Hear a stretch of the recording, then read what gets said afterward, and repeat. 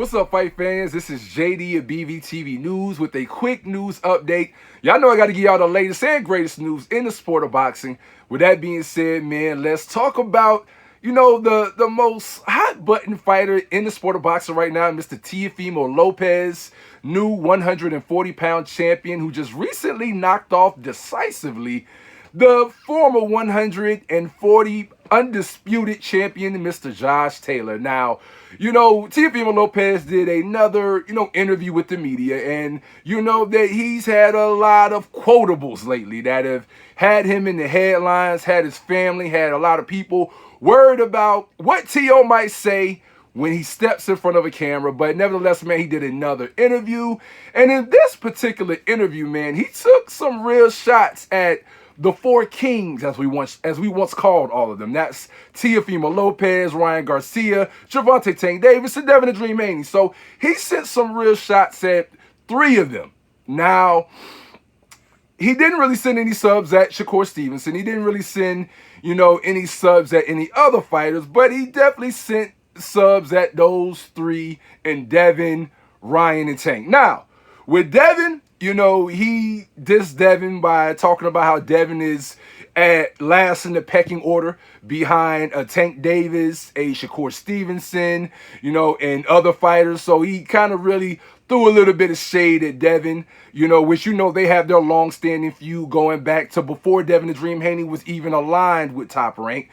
So we may see them at some point because they've had a war of words going on for a long, long time. Now, when it comes to Ryan Garcia, he talked about how in the immediate aftermath of the fight, Ryan Garcia DM'd him, talking about they could be potential business partners and make a lot of money if they get together and have a bout.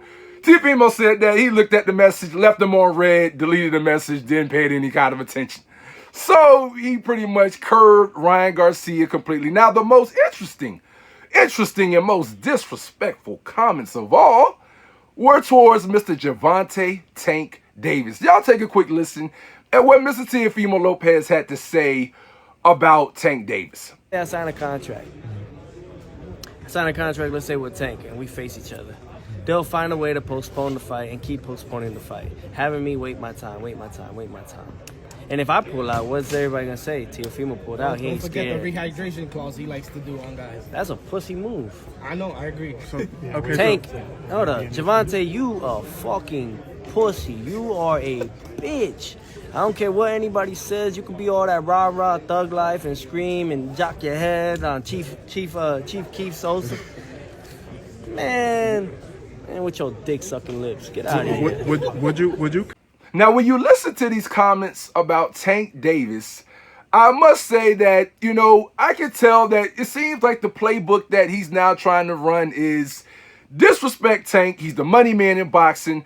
And if you rile up Tank and you can get into a war of words, then at the end of the day, he could somehow drag Mr. Tank Davis into the ring against him, which would probably undeniably give him his most lucrative payday ever in the sport. Unfortunately, I do not see that happening, and I don't see that happening for this particular reason. Now, when you look at the original four kings, as I stated before, T.O., Devin, Ryan, Tank, Tank Davis is the smallest man of all three of them. That is the primary reason why you had the rehydration clause with Ryan Garcia. And that is the main reason why Teofimo Lopez, who left the 135-pound division after his loss to Kambosos, that's the reason why you're not going to get a Tank versus T.O. At this particular point, Teofimo Lopez is probably not going to do a catchweight and not agree to a rehydration clause with Gervonta Tank Davis. At this particular point, Teofimo Lopez is probably not going to get a fight where a 5'5" Tank is going to face off against him at 140 with no restrictions and allow Teofimo Lopez to possibly come into the ring against him as the taller, bigger man, heavier man, and being a great boxer the way he is, outweighing him by possibly 15 to 20 pounds. There's no way that Gervonta Tank Davis would give him the weight advantage that much, give him the height advantage and the reach advantage, and fight him in that division. So unless Teofimo Lopez is poking the bear of Gervonta Tank Davis, and really for the money, feels like he can get himself back down to 135, or even maybe possibly do a fight at a catch weight of maybe 137 with some kind of rehydration clause. If Tio probably wouldn't agree to those terms, then man, it's pie in the sky for him to kind of disrespect Gervonta Tank Davis, get a reaction out of him that would make PBC, Al Heyman, Floyd Mayweather, Gervonta Tank Davis, and all them go to the table and do a fight with Teofimo Lopez. At this particular juncture, it absolutely for Tank Davis makes more sense to sit back and only fight at 135 or just barely above it, and essentially wait on that mega fight that I think eventually will transpire between him and Shakur Stevenson. So, you know, we see the play that could potentially be in motion with Teofimo Lopez, because out of nowhere, you know, we've never heard Tio diss Tank Davis to this nature. And those disses that he said today sound a little bit personal. And it even was a few seconds later in the interview with Tio that one of the interviewers asked Tio, hey man, the way you just dissed him, it sounds like y'all had a conversation. And Teofimo Lopez said, nah man, we haven't even had a conversation. So it's very interesting, you know, out of nowhere to see Teofimo Lopez, you know, diss Gervonta Tank Davis in that manner. I think definitely there is a lot of strategy behind it, with him disrespecting him for the rematch clause, for the rehydration clause with the Ryan Garcia fight, and the other disrespectful words that he said. So there's definitely, you know, different strategies that, you know, Mr. Teofimo Lopez is trying to employ in order to land a big payday. I do not, again, think that Teofimo Lopez is retired.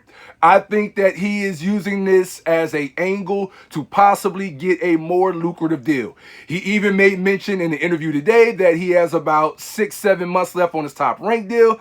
And he's also saying that he's seen scenarios where another bidder can come in and buy out the rest of the contract. So at this point, Tio, it sounds like, you know, if you think about the NBA, right, and how, you know, sometimes players can sort of force their way out a little early.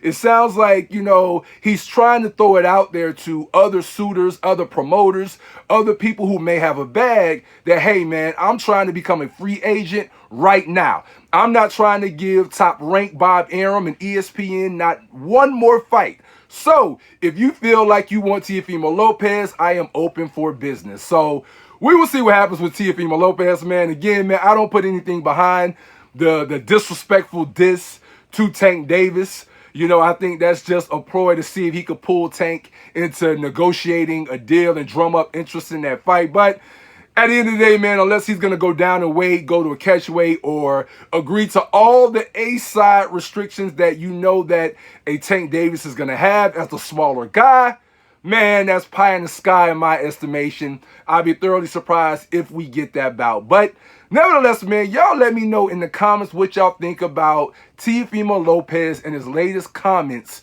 on Tank Davis, Devin Haney, and Ryan Garcia, man. Who do you think he could legitimately land a lucrative fight with? Who should be next for Tio that would drag him out of this temporary retirement, you know, this money retirement that he has going on right now? But nevertheless, man, y'all know this is JD of Boxing Vibe TV. And until next time, man, I'm out.